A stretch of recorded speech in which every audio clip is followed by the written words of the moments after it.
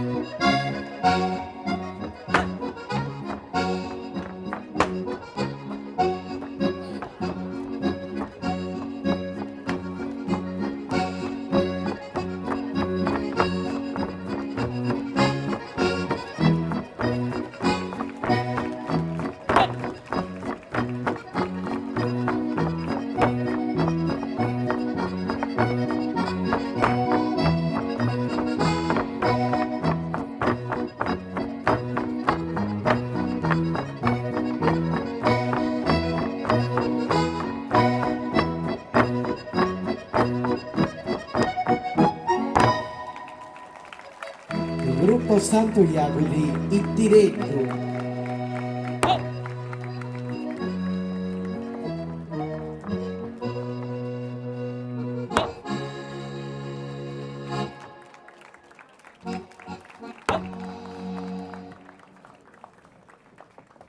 E proseguono la loro esibizione con un ballo tipico del loro paese, di Tireddo appunto.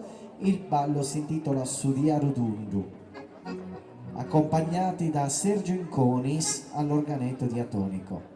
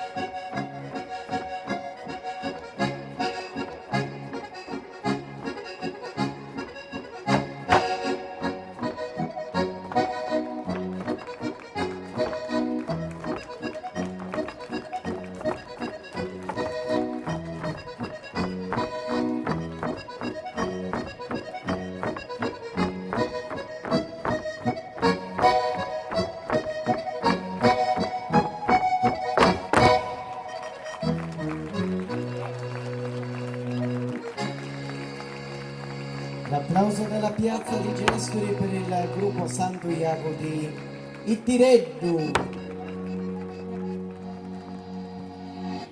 Li ringraziamo per essere stati in nostra compagnia, accompagnati da Sergio Inconis all'organetto diatonico. Anche per voi c'è un ricordo di questa serata. Vieni qui.